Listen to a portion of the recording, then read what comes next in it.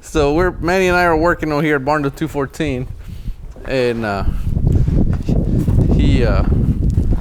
he opened a trash bag and the wind blew it all over the place.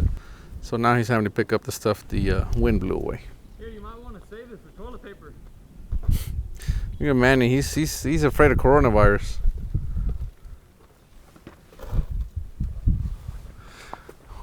Why are you wearing a mask, Manny? You afraid? Well, yeah. My boss wouldn't let me stay home and get paid, so we're out here.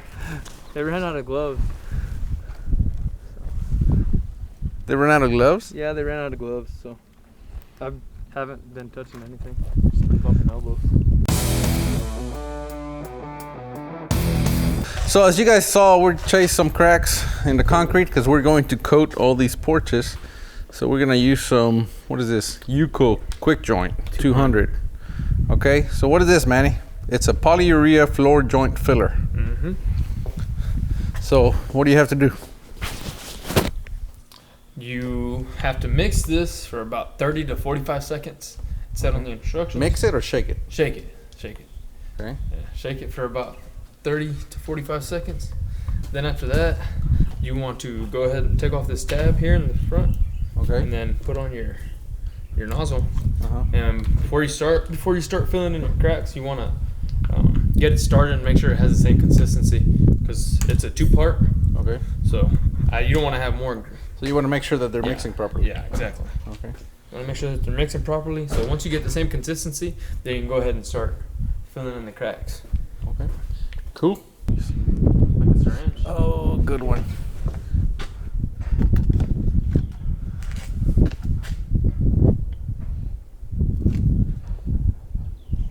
Looks the same.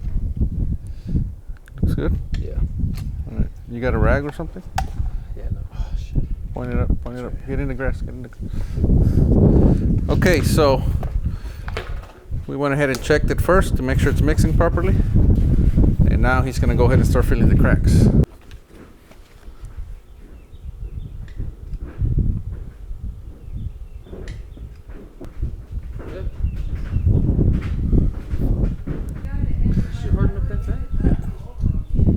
Where's the spatula?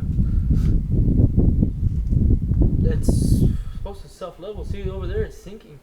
What? Okay. What about the stuff that doesn't sink? What do you do with it? And you scrape it off. That's the thing that I'm asking for. Where is it? I ain't get one. Oh, of course.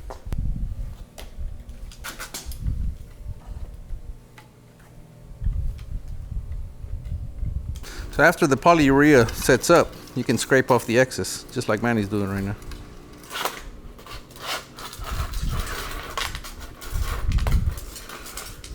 What's up? Come here. Tell us what happened.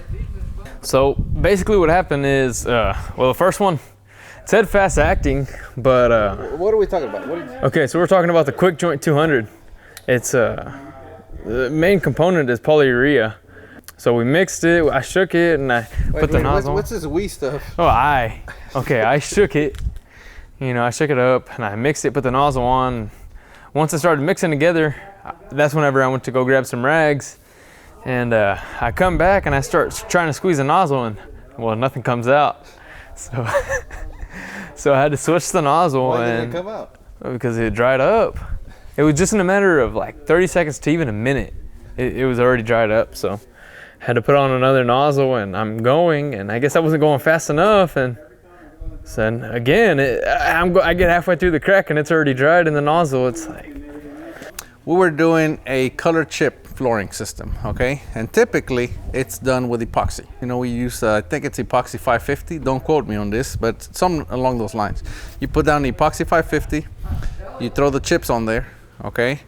To refusal, okay? To where you can't, you literally just throw chips on the ground, and those chips are gonna get, you know, the epoxy is gonna grab it. It's like a big mouse trap, right? You throw it on there, they stay on there, and then you let it sit up overnight. You come back the next night or the next day, and then you sweep up all the excess chips, and you can reuse those. And then you take a scraper and you scrape all the other, you know, color chips that are standing up or whatever. I mean, that's the process, okay? And then you put another coat of clear or two, and then you're done. This job was far away, and I didn't want to come back in 2 days. So I decided let's go with polyaspartic, which is actually a better product. It's more expensive, but I thought, you know what? It dries faster, so we can do it in 1 day. You know, we can go, put the polyaspartic down, put the chips on there, go to lunch, come back, and finish it off and go home. So we did. Well, things didn't work out as planned, and we still couldn't get it all done in 1 day. So we were able to just get the polyaspartic, throw the chips on there, and go home.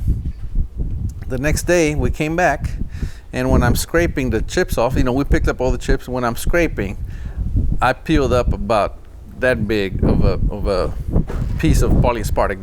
The entire coating just came up, and I grabbed it and I pulled on it, and then I pulled up like an 8-foot piece. Like the entire coating was coming off the concrete. So I had no idea what happened. So long story short, we ended up having to pull it all off. What happened was it actually dried too fast, to the point that when we're rolling it on, it wasn't liquid long enough for it to stick to the concrete. We ended up having to scrape the entire thing off, which was a nightmare because some spots it did stick and those places were a nightmare. So the point is, we had to do that, scrape it all off, and then come back with epoxy, which was the way we're supposed to do it from the get-go, and put it down. And anyway, we got it done. But it was a nightmare. But when we're done, it looked great. But so I told Manny, I said, hey, I've been here before. So it happened to him. Luckily, it just happened to him with a tube of polyurea. Of course, polyurea sets up even faster than polyaspartic. So that happened to him. So live and learn. Manny's kind of trial by fire, right, Manny? Yeah, always. And anyway, and I said, how long are you supposed to wait to scrape? And he said, well, 45 minutes. So it's been what, Manny, like 20? And now that stuff is 30 at the most, and that stuff is super hard already. So he's having a hard time scraping it off. But, you know, it's all a learning experience, right, Manny? Oh, yeah.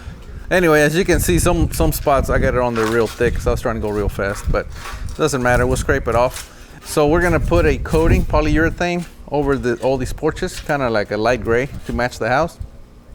And we had some hairline cracks, which typically we would leave alone. However, because we're doing a coating, I wanted to go ahead and chase those cracks out and fill them in with polyurea, and then we're gonna come back and we're gonna grind the entire thing so that we don't have anything showing. And then after that, we're gonna put that coating on there, and we should end up with a really nice product. However, Manny had this experience today with polyurea where it hardened on him like way faster than he ever imagined. So live and learn. Oh, you know what? Let me show him what I found in your truck, Manny. So I keep telling him. What, Manny? Manny, that's how you're gonna get subscribers, Manny. I was in here earlier. This is what I found. What's this for? To hold my hair in place. Look at Manny. He's got hairspray. I ran out of gel, so this morning I just grabbed something to make my hair stay. Yeah. So this morning I was in there looking for a scraper in his truck. No, actually water. I was looking for a water bottle because he said he had water in the truck. So I go in there and I open the door, and this bottle of hairspray, or this can of hairspray, falls out.